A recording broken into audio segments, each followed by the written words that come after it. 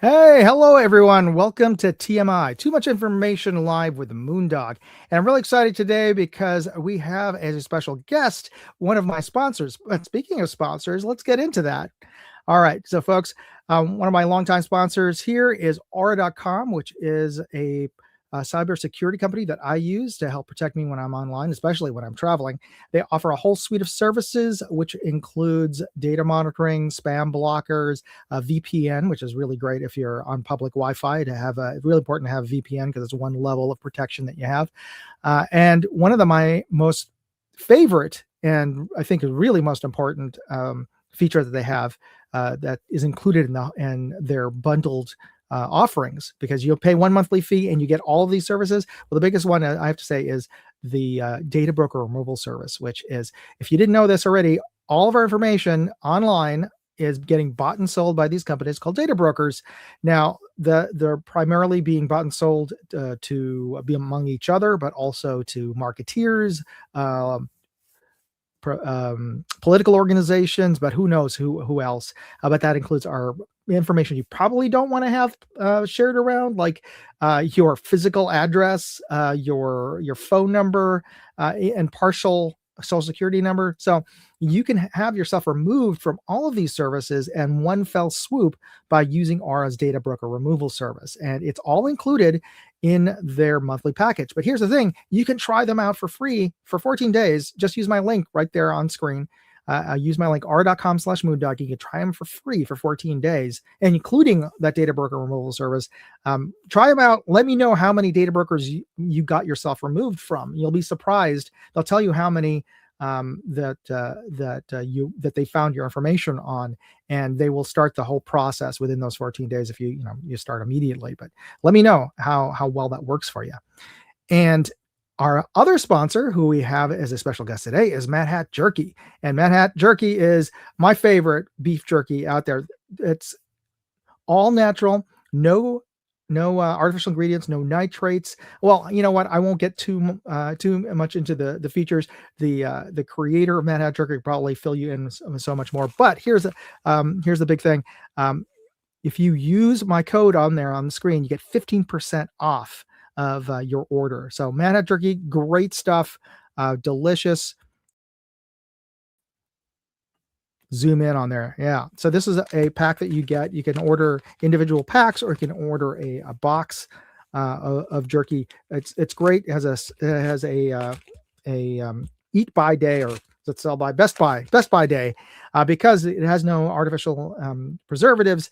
This does have a shorter shelf life, but I think that's more important, is that you don't have extra chemicals on here, and the stuff is delicious. And he makes so many different varieties. But speaking of him, I'd like to bring him on stage. So here we have. Okay, hold on. Where we go? I think I have to remove myself from the screen. There we go. Matt, how are you? Hey, Tom, good.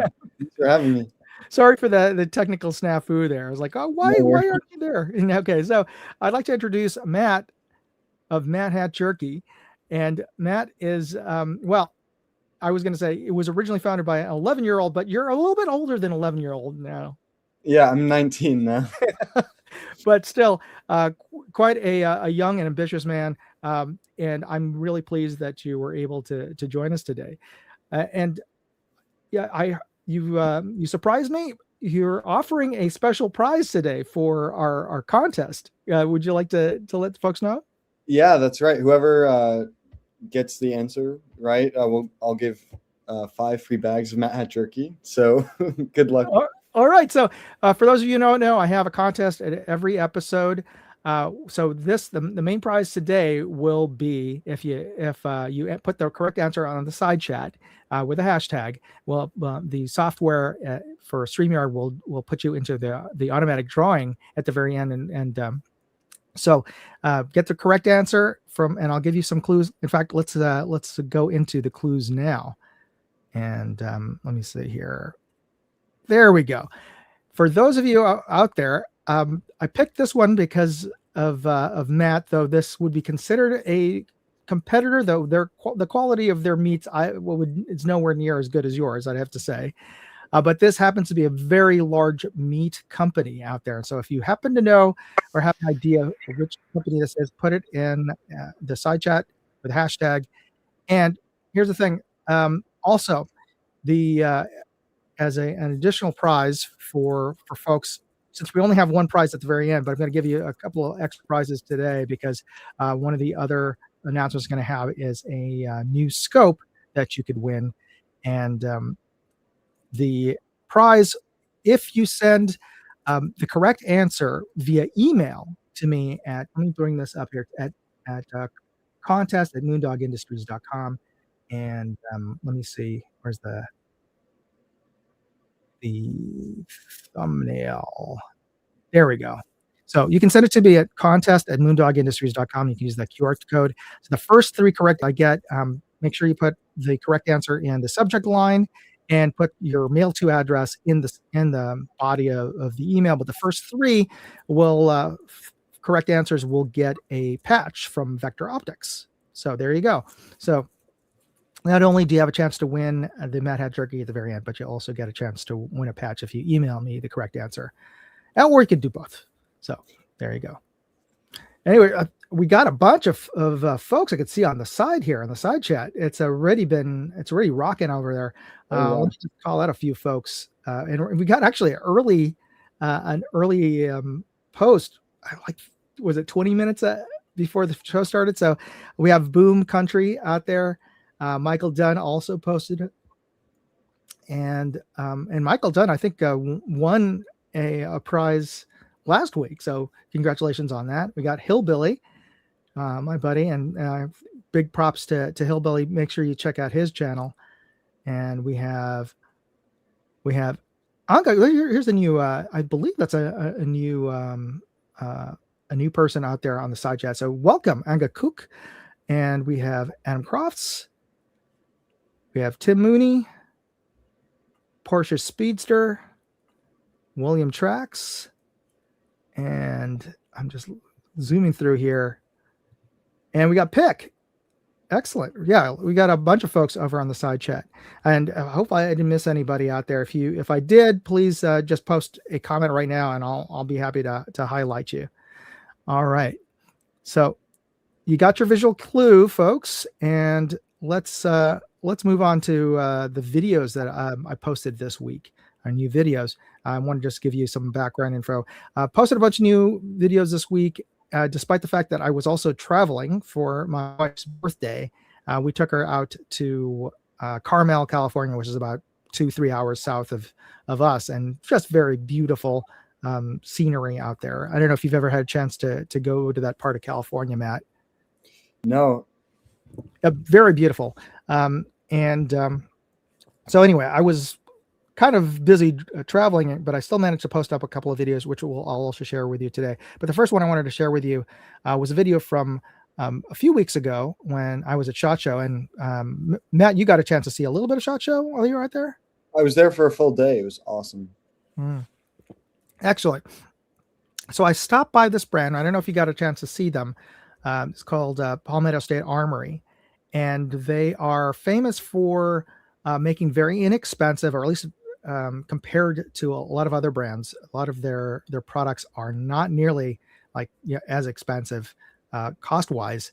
And they also are kind of famous for creating a lot of prototypes of cool, interesting guns.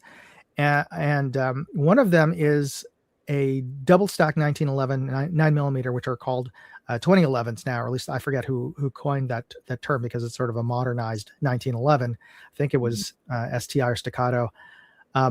And Staccato is one of the main companies that people know for making double stack 1911s, but they're like $3,000. I mean, they're not cheap firearms. And a couple of firearms companies have started to come out with less expensive 1911s that again have like greater magazine capacity and shoot 9mm.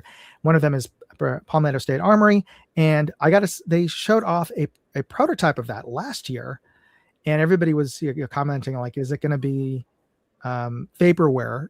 Their PSA has been somewhat notorious for showing off guns but they never actually produce them and they have valid reasons. Either the market isn't there, or maybe they run afoul of legal, patent issues.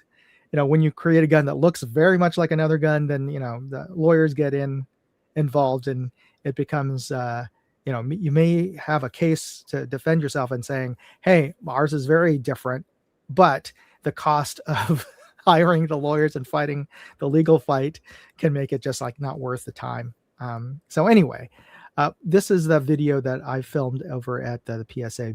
This is the short from the longer video. Let me just bring it out on stage here. So what you see here is a prototype. So last year we did show off the all black model with the MGD grip. So that one is still coming. We're aiming for late Q1, early Q2 launch on that. But what we have here is another model of that. So this here has a anodized aluminum Icarus grip. Pretty. And V8 ports up front. Nice. Absolutely. Real all party. FPE, just absolutely beautiful. So ambi safeties, all tool steel parts, no MIM.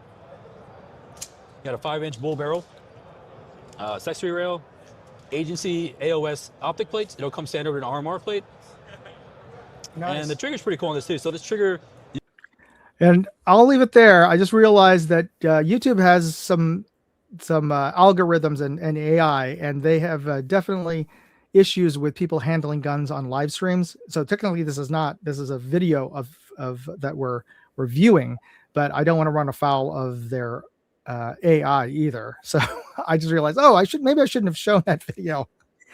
But in any case, for the YouTube overlords out there, that was not a real functioning firearm. It has been rendered neutered because the key components internally have been removed for safety reasons. Obviously, it's a trade show. They don't want to have any real firearms there other than those carried by law enforcement. So what we saw there on the video is a non-functioning prop, essentially. It is a prototype. So I don't know if that's going to save this video from potentially getting into problems with the YouTube folks, but just thought I'd throw that out there. You did get a chance to. Did you also get a chance to go to Range Day, by the way, Matt?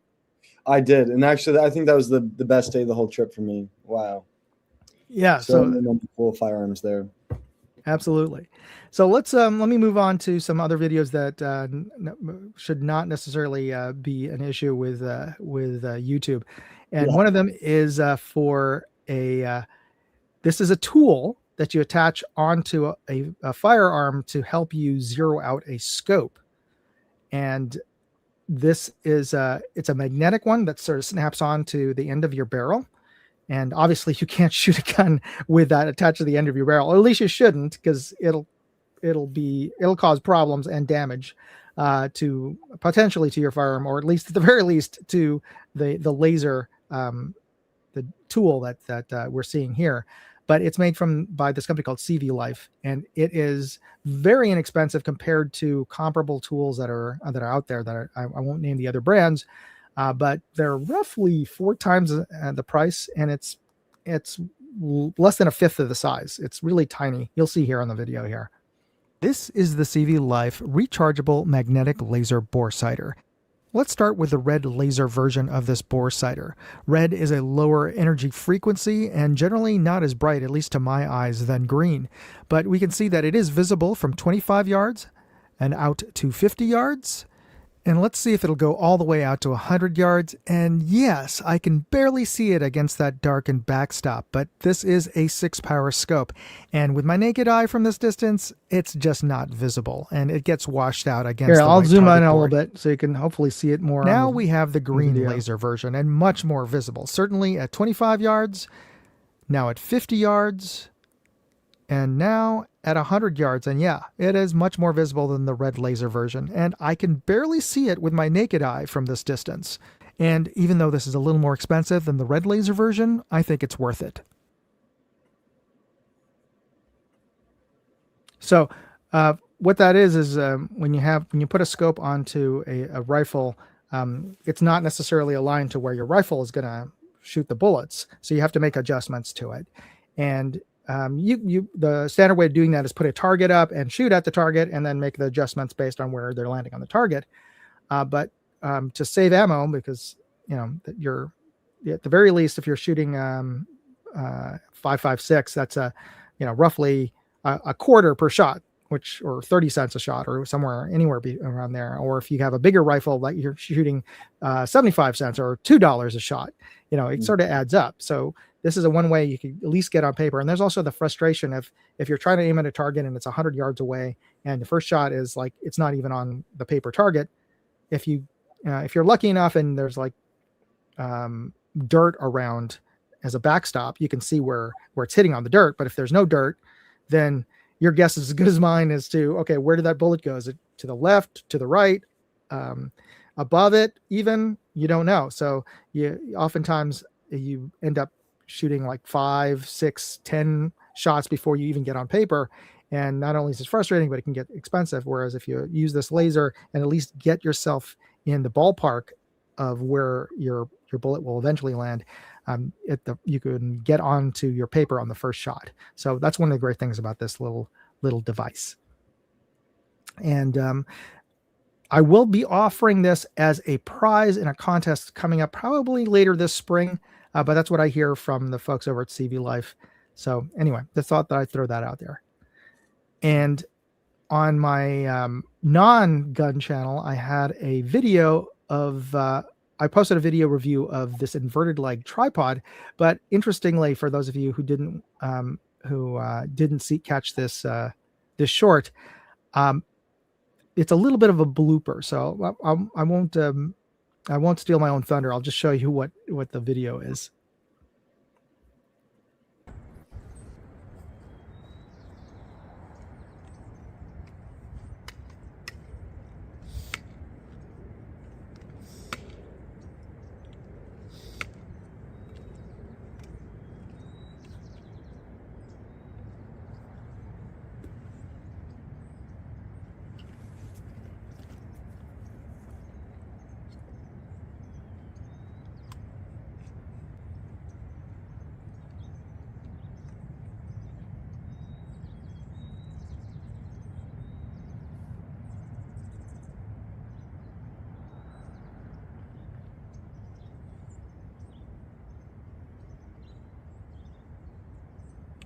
So this is actually me doing test footage and adjusting how high I could get the tripod.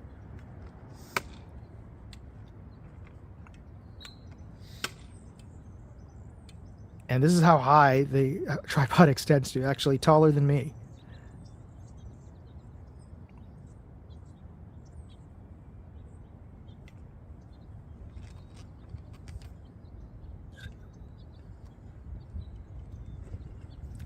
And it's strong enough that it's only supposed to be rated for 66 pounds, but I'm a bit more than 66 pounds.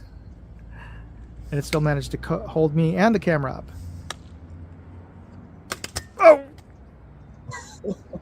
Yes! That was not scripted, obviously. I was not expecting for the gymnastics. Either, yes. So that was for real. It was a total mistake on my part. There's a plate called an Arca Swiss plate that attaches to the bottom of the camera, and the camera actually attaches to the lens. It's a telephoto lens. The lens is like huge compared to the actual camera body. Mm-hmm. So when you have a lens that's that big, oftentimes there's a mount that you put onto the lens, and you mount the whole thing from the lens itself. Well, yeah. I have a Arca Swiss mount on the bottom of my camera, but since I was attaching it to the bottom of the lens, I should be checking the base plate every time, but I haven't looked at that base plate on that telephoto lens in a while, so I wasn't paying attention. It had worked itself loose a little bit, so it came off and it fell. Fortunately, it seemed okay. I was taking a couple of pictures. It seemed to be okay. So hopefully I won't have to send it back to Olympus for a service check. But fortunately, it had rained the day before. So the turf, the ground that it landed on was somewhat soft. Mm-hmm. So that helped a lot. God. Yeah, that is not something I would definitely. The tripod test for. standing, probably double what it says it can. Oh yeah. I'm 165-ish pounds. So yeah, this thing is it held up quite well. Yeah, awesome. All right. And finally, we have a video from that road trip that I was mentioning that I went down to Carmel. So this is this is part of a couple of videos I shot. I shot some time lapse footage of the trip from San Francisco down to Monterey Bay, and this is a short from the segment that was from San Francisco downtown to the Pacific Coast Highway.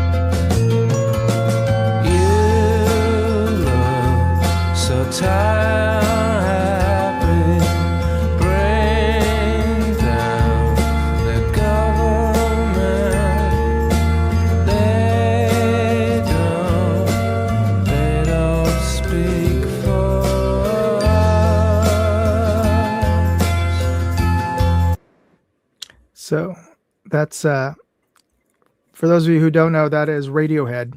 I was already thinking that. So yeah, I've got the full footage, though the actual trip got a little bit cut short in terms of the footage because we actually got into like a fog bank on about 2/3 of the way down, just north of Santa Cruz, because actually. Yeah, I mean, it's San Francisco, Northern California. It's known for its fog, but this was fog from the surf. Because like I said, it rained a day or two before, so that caused a lot of storms out in the water. So there was a lot of surf, so much surf that was causing mist from just the water hitting the rocks. Yeah. That it. Along the Pacific Coast Highway, there was so much mist from the surf that it actually created fog. And wow. Yeah, I've never been there. I've been to LA once, but never in that North California area. When you get big surf, you can get that much mist into the air. Wow. And yeah, even if you go to like the North Shore of Hawaii, that's that'll happen too. Anywhere there's big surf, and because of all that, and it also is a lot of salt air, so it actually encrusted the front of my camera that I have mounted onto the hood of the car with water and salt. So before we actually got into Santa Cruz, you couldn't see through the camera, so I had to like toss all that footage, and then I just sort of cut it to the very end to when we got to the Monterey Bay. It was already sunset by that time. Mm-hmm. But you can watch the video on my channel on that. Cool. I see these guys in the comments saying it's cold. It's cold here too in Pennsylvania. Oh yeah. Let me just post that up here. Moondog just like to torture us with these great videos. Yeah, it was an unusually warm winter day in California. So that's one of the great things about living here. There's certainly many sucky things about living in California. But that's the only reason why a lot of people stay, is just because the weather is just great in Northern California. But yeah, Virginia. William says Virginia's still frozen. Tim says it's -7. Oh my gosh. And Porsche Speedster, he's over closer to Philly, so but I don't think not far from where you are. Yeah, only an hour or so. Yeah.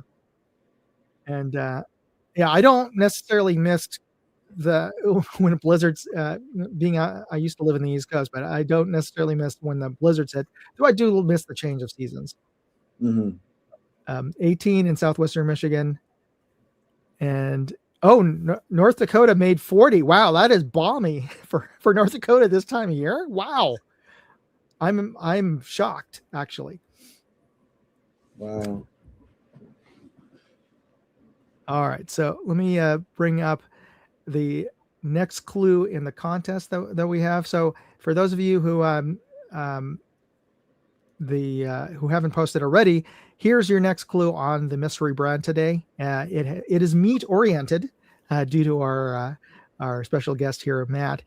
And so the mystery brand that that I want you guys to post into the side chat there is this brand is an American multinational corporation based in Springdale, Arkansas, and it is the largest meat company in America. So if you happen to know who this brand is, this meat brand, post it with a hashtag in the side chat, and you will be automatically entered into the software for the drawing to win some MattHat jerky from Matt at the end of the show.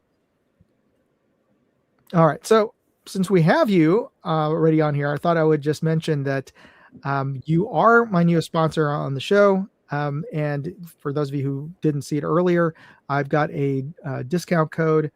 And if you use that, you get 15% off. And I get a small commission from every order, just so that's just full disclosure here.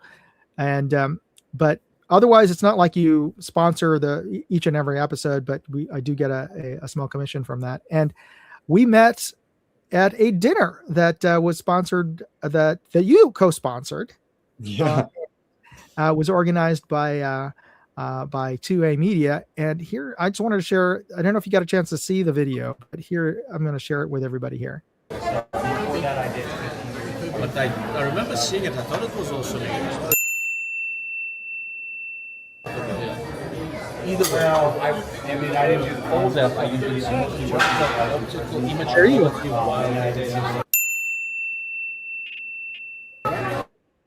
easily the best way of checking.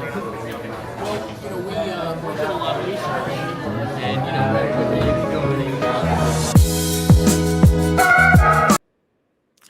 So there were actually a few more gun tuber influencers who were at the table, but just because of the angle, you really couldn't see them. So I no slight to any of the other guys, my other buddies at the table, but I just figured okay, you can't really see who's there, but that's There the were reason why. so many awesome guys there. It's impossible to put them all. I love how you have Ilya as the Dark Lord of Optics. It's great. Yeah, that's the name of his channel. Yeah, so that's what everybody knows him as. So yeah. Ilya's great. Yeah, he's hilarious to talk to. Yeah. And I didn't know that when you sat down, I didn't realize it was you who was sitting next to me. Yeah, I know. For me, I was meeting so many new people for the first time, so it was just so exciting. It was great that you could come down. Why don't you tell the folks a little bit about your background? How did you get into this? Sure. And I also see, I'll just answer this comment real quick. Sure. Question from that.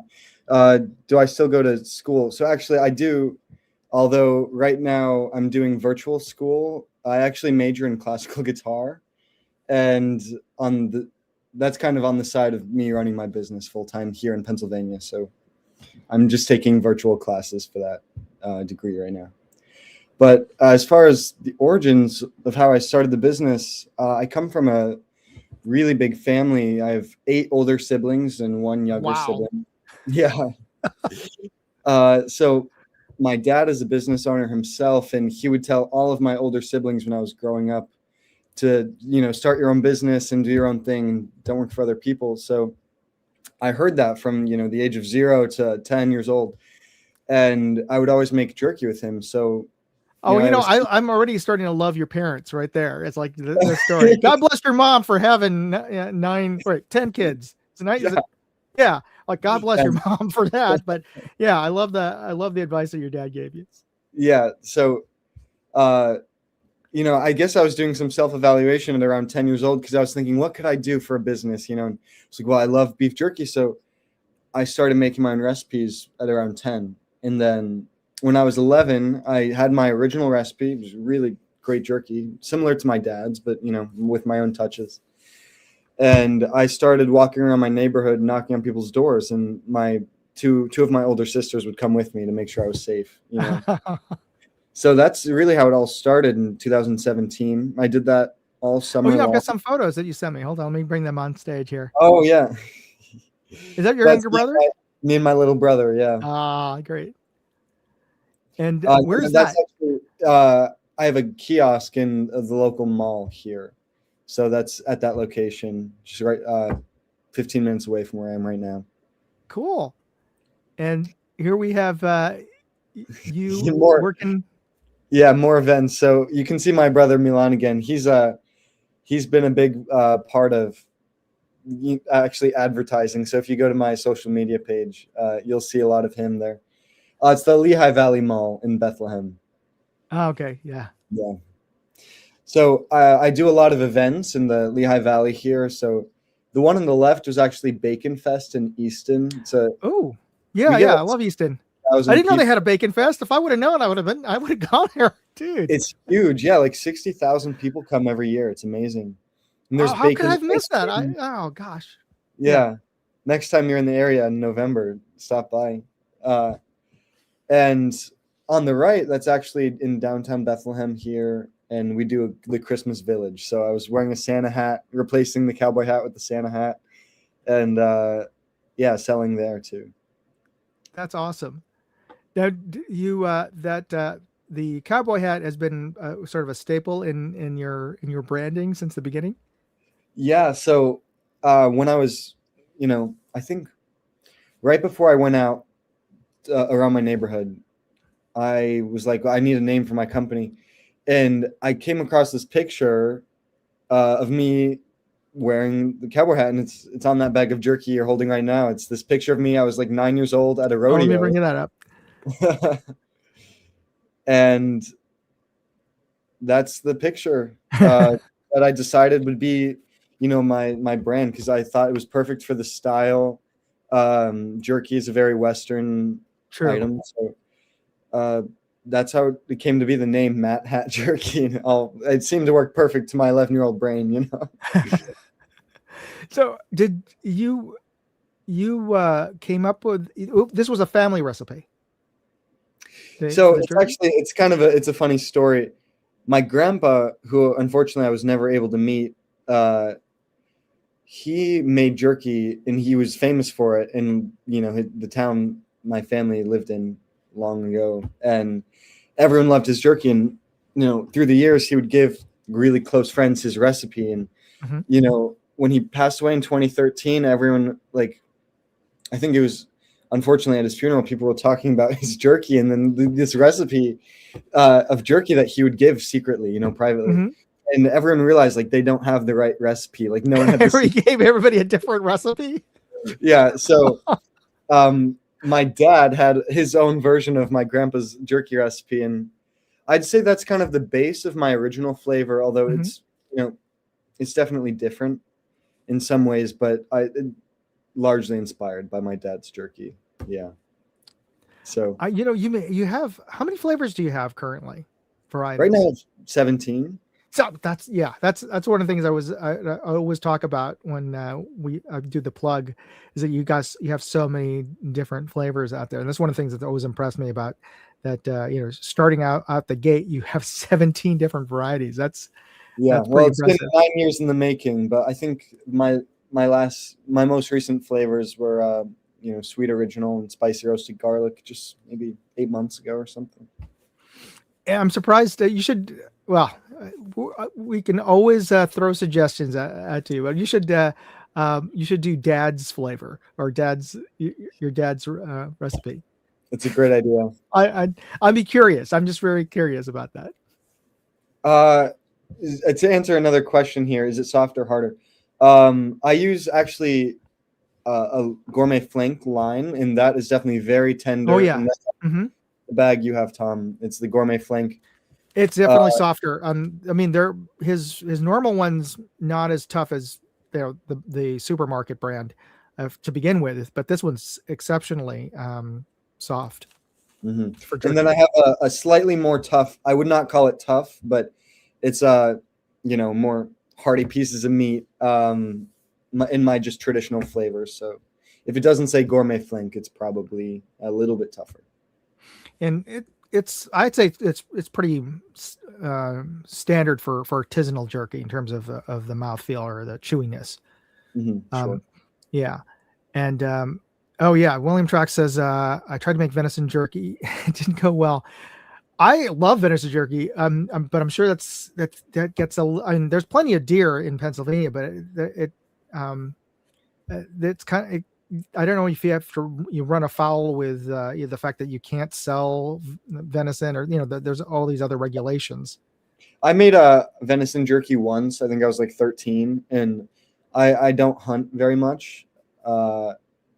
However, a friend like paid me to use the deer that they killed to make jerky out of it. So I did. I made a batch for them, and it wasn't for me. Like, too tough, too gamey. Oh, okay. That's the thing, is like the leaner the meat, the tougher the meat. Yeah. Right. In general, you tell me, because I'm that's I mean, there's kind of some discrepancy as far as what cut and that kind of thing, but in general, I think that's kind of a simple way to put it, for sure. It's also another reason why I tend to like the fattier cuts anyway. Yeah. Plus, it's tastier to me. But anyway. Yeah, and the gourmet flank, I think, does hold flavor more and spice. So, now that's interesting that you did gourmet flank. What inspired that? So the first flavor that ever I made with a flank flavor was actually not one of my gourmet flank flavors. It was teriyaki, because I made this teriyaki recipe that should have been great, and it tasted great like in the marinade. And when I made it with an eye round, it was tough, and it didn't feel like the kind of feel and the taste didn't make sense to me. So I tried different cuts of meat, and the flank was more expensive to make, but it made that flavor make sense to me, So then that kind of opened up this whole idea of I can make all my flavors with the flank, and that's how it all started. Well, definitely plus 10 for me. So for those of you who are picking any of the jerkies from, and I pardon me for not putting your link earlier. Let me see if I can zoom back to. Here we go.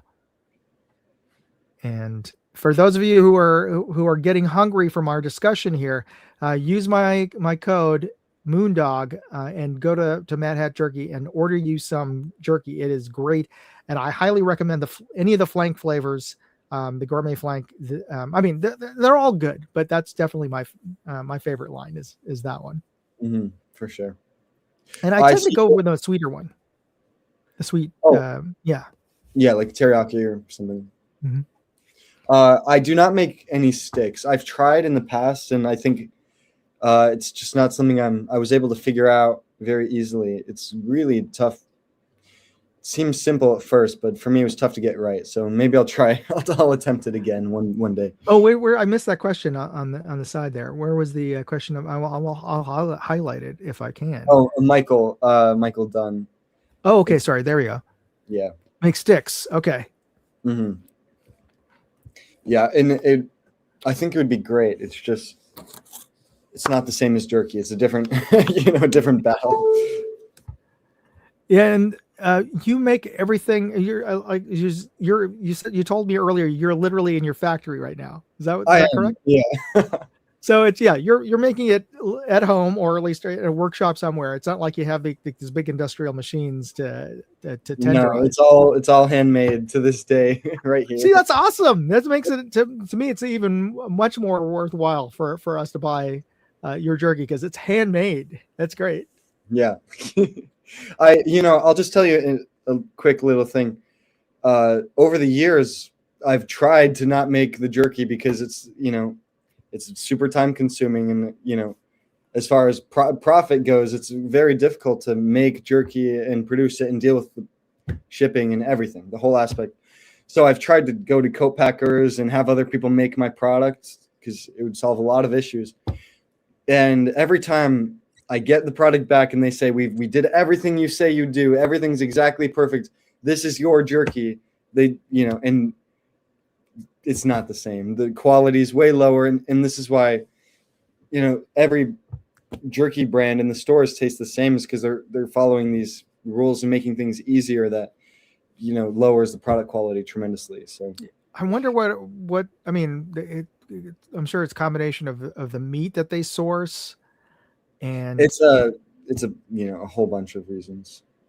As far as USDA certification, to sell in these massive quantities, you need to cook the jerky in a certain way that actually makes it rubbery and this kind of texture you get in a lot of store-bought jerky. Yeah, because what is it? It's select, or is it choice, then select, and then prime in terms of the grades of meat. Yeah, and there's got to be a grade below select, possibly, if they're using. It's Who possible. knows? Well, I don't know the inner workings of these mega jerky companies, which are the one of which is the mystery brand that is going to be the whipping boy, the prize on the side chat over there. Yeah. Ryan Pick says his buddy owns a popular jerky company in Indiana, and the state gives him such a hard time. So what have you had to deal with any regulatory issues in Pennsylvania? Definitely. I kind of brought up the USDA for a second there. I actually only sell direct to customer, so I don't do any third-party sales. If through the Pennsylvania Department of Agriculture, I can, get approved to produce jerky here and sell it, but only direct to customer. To be able to sell third-party, I need USDA certification, which, like I said, requires different cooking, like all sorts of new floor and ceiling and things that would cost hundreds of thousands of dollars, literally. So it's insane, but it's also not helping the quality of the product, and throughout the whole process. And preservatives and nitrates I know you brought this up in the beginning a little bit, but I was very clear from the beginning. I had this image of a healthy jerky that has no preservatives, no nitrates, won't make you feel like garbage. So, to hold true to these standards that I have to make it all here and, deal with these regulations. And since you're making it by hand, you definitely don't want to be touching a lot of chemicals, for sure. Mm-hmm. Oh, I have a wide range of spice levels. My hottest flavor is Slapyograma Spicy. I love the name. Carolina Reaper, and then right below it, Pinchograma Spicy. So, it's a different level of trauma for grandma. But I made the slap first, and for like 4 months, I would get comments like, "Oh, it tastes great, but it's way too spicy." So I came up with a slightly lowered Carolina Reaper flavor, Pinchograma, and I think that's for you guys who like spice but aren't spice freaks. Pinchograma. Some people just you don't taste it, or because their genetics, it doesn't affect them at all. To me, it's one time I was at an event offering a sample of slap, and there was this 13-year-old kid who was like, "Oh, I don't feel anything." It doesn't make sense. Yeah, it's a crazy thing. But then I have, between Hatch chili, which is not super spicy, but has a great, unique New Mexican chili flavor. Mm-hmm. Spicy original, sweet heat to have a little bit of a, sweet touch. I've actually been told I need more mild flavors because I have such a wide variety of spicy flavors. Well, my son would probably agree with you. I do like the spice. You know what? Let me take us. I'll probably agree with him a little bit. And the flavors I tend to like of yours tend to be on the mild side, but only because the meat choices that you have are so good. I like to taste the meat, and when I eat a burger, it's plain because I want to taste the meat and that sort of thing. Yeah, that makes sense. Yeah. Except I do love the Punjabi, so I like it spicy with that flavor profile. Yeah, that's top 3 for me, Punjabi. It was also the most difficult by far to produce. Yeah, and does it have? I think I asked you this at the you did dinner. Yeah. Does it have less, or because it's so spicy? Does it have less or more shelf life? It's actually the same, and there's a lot of spices that go into it, like 17 spices actually, but Wow. nothing that would affect really the preservatives or, let it last longer. Okay. And are you? I remember you did mention a flavor that you're working on. I don't know if you want to mention that today. Yeah, so this is not an official announcement by any means, but I am working on a Korean barbecue flavor that I'm just experimenting with. It's in the early stages right now. There's one Korean barbecue that I've found locally at the Costco here, and I'll send you the information about them. I liked their original packets, but then when I saw that they were making little snack pack versions, and I tasted them, and the flavor was totally different. Then I saw at the back it was actually packaged by Oberto Meats, and I'm like, okay, so they got somebody else. So like you were saying, they got somebody else to do the smaller snack packs, but it totally changed the flavor of them. Yeah, can't blame them, but it's just it's a matter of product quality and accuracy. It's interesting. Now, I just saw on your website, and previous to this, I've been telling people that you have sampler packs, but I see that they're sold out. So that's right.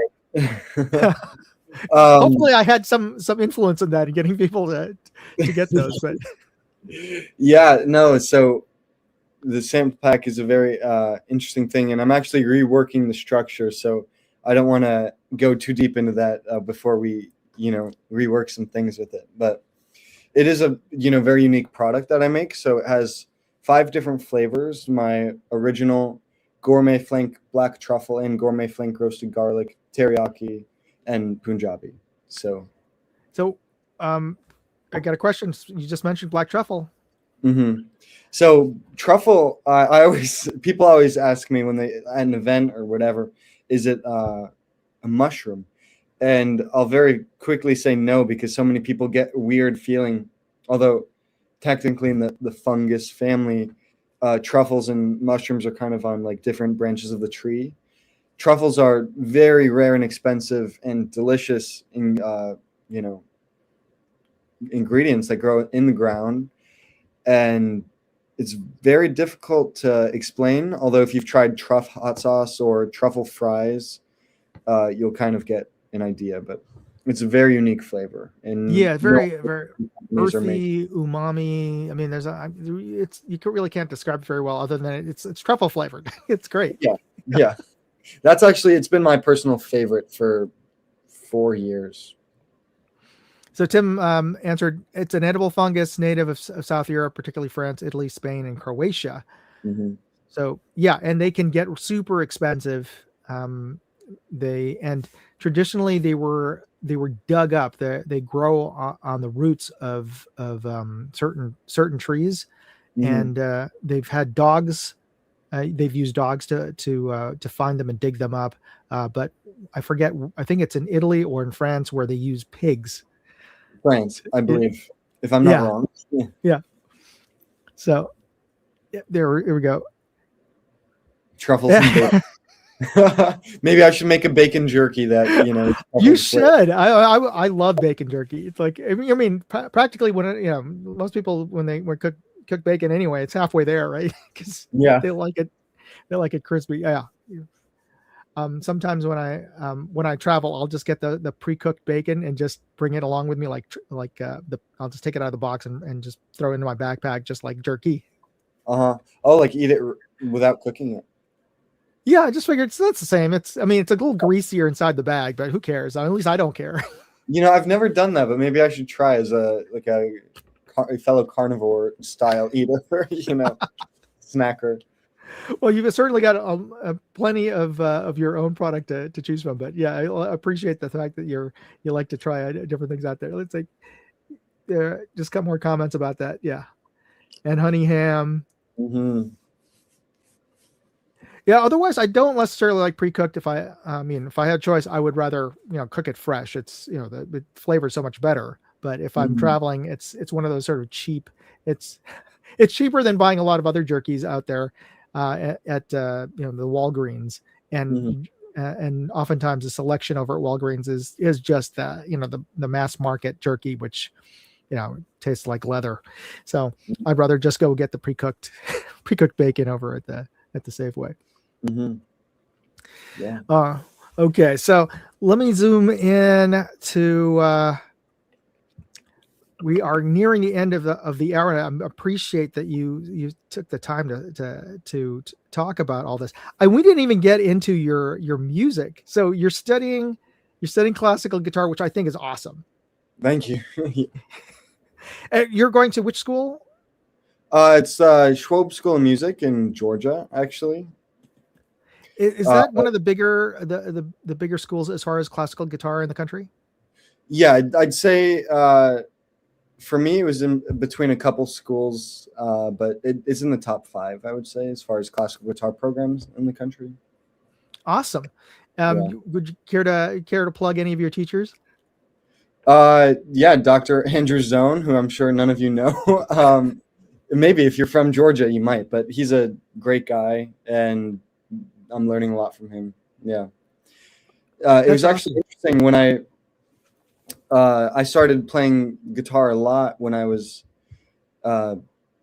like during the pandemic. All I was doing, I was not at school, so I was going to work, and then I started practicing guitar in all my free time. So throughout high school, it was kind of creating this balance of playing guitar and running the business.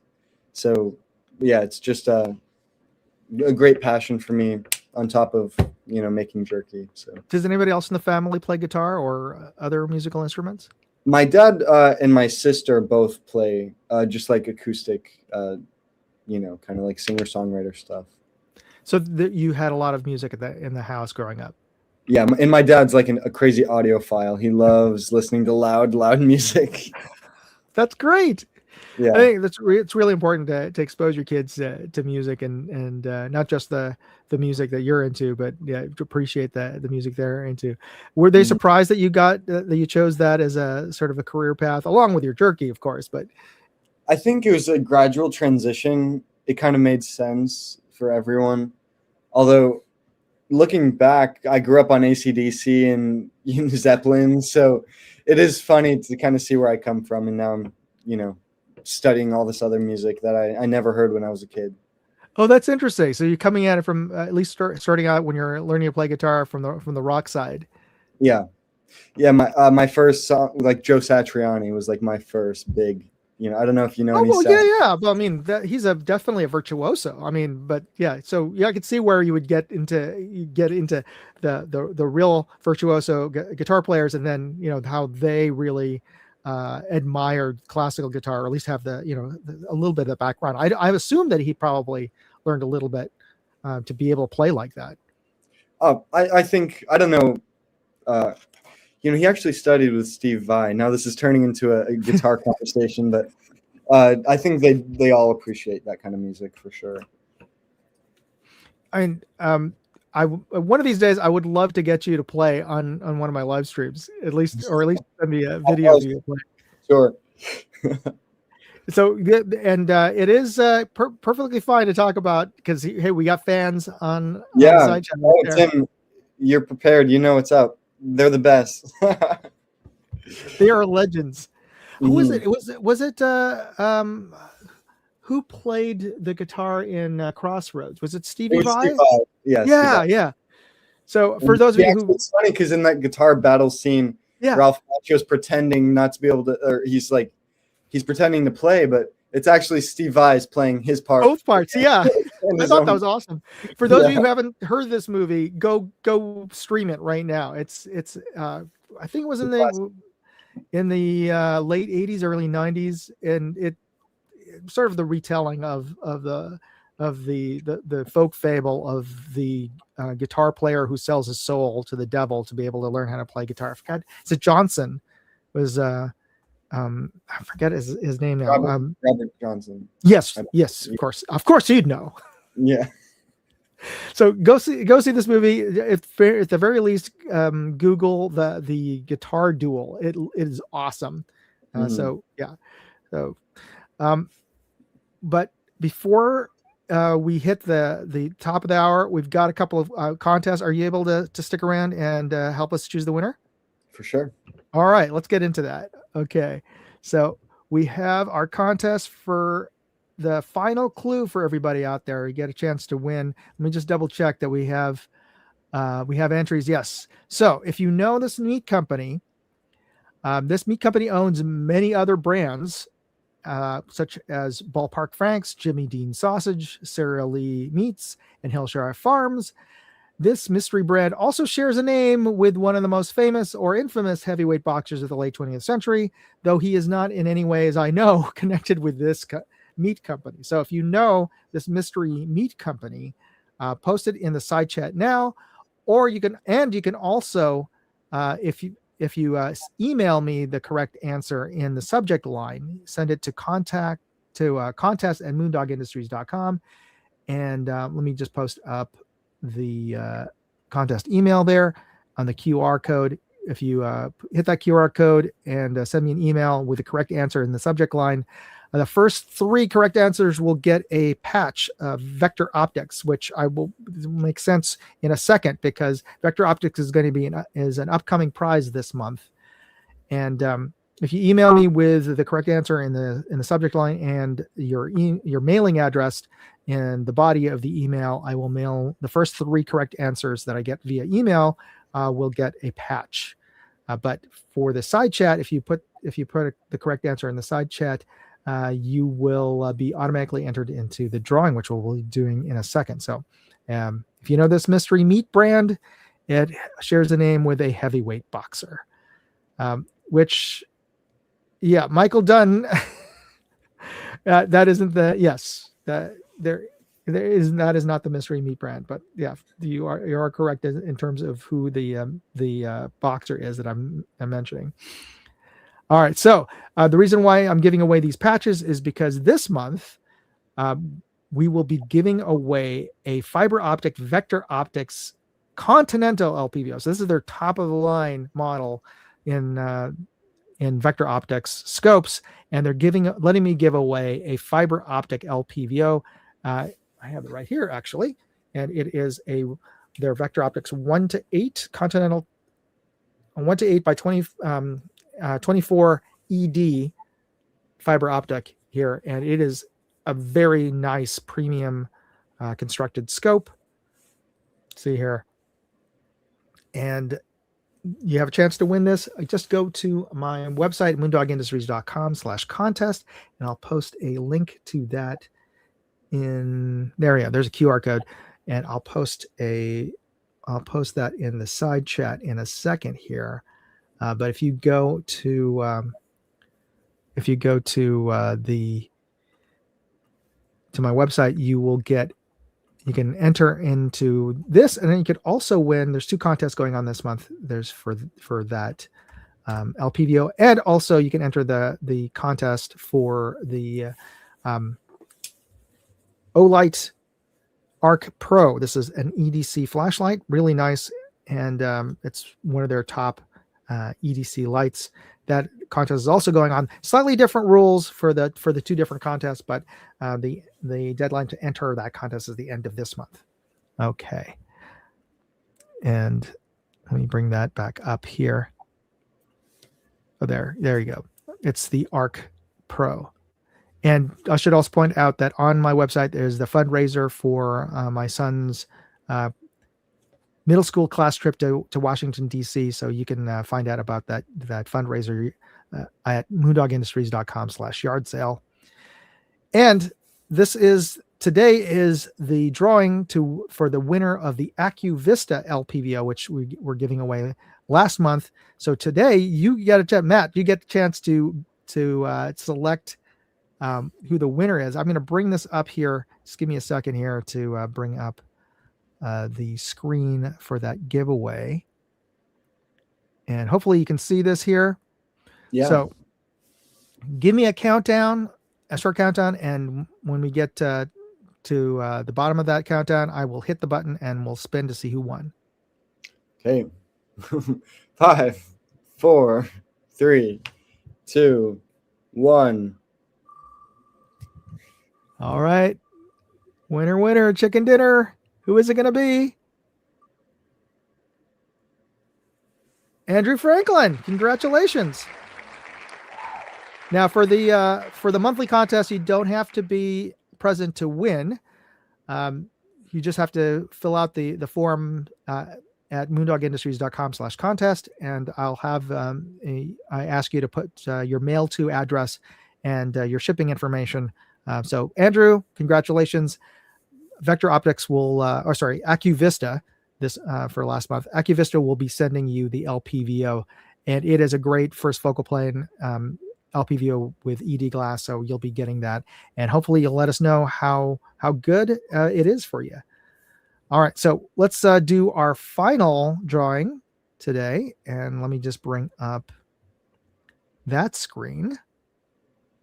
And all right, same deal here. Give me a countdown, and I'll hit the draw button. 3, 2, 1. All right. Let's see who the winner is going to be. The suspense. Pick. Congratulations.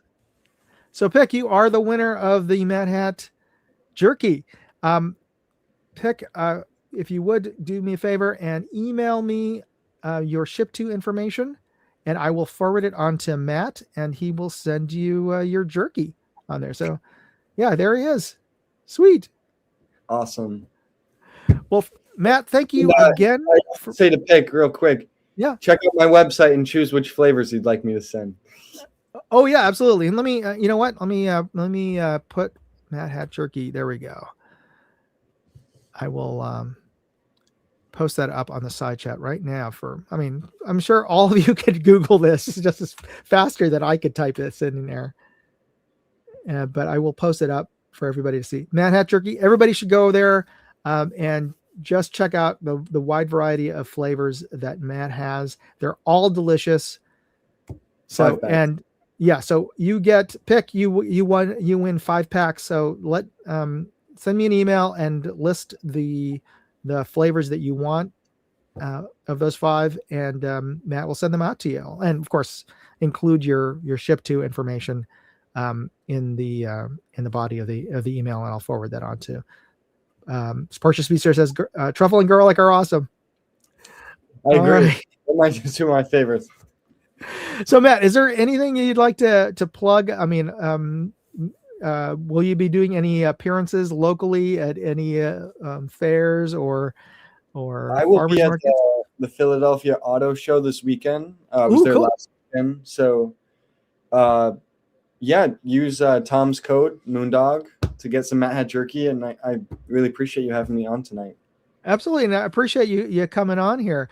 It was great meeting you in person over in Nevada last month. Mm-hmm. And I can only wish you the greatest success, not just in your business, which I hope that it just grows and leaps and bounds, but also in your studies. And how much longer before? I don't even know. Do you get it? I mean, is it like a 4-year degree thing, or is it like? I have 2.5 years basically. So. Oh, okay. You're really just starting this whole path, this journey, and I applaud you in that, and hopefully all you guys out there can show your support by just checking out MattHat Jerky, and also just leaving a comment after this video ends. And don't forget to hit the like and subscribe button if you're not already subscribed to the channel. And again, go check out MattHat Jerky. It's delicious stuff. So thanks again, Matt. And thanks everybody out there for checking out this video. All right. You be safe out there. Thanks for watching. God bless. Moondog and Matt out.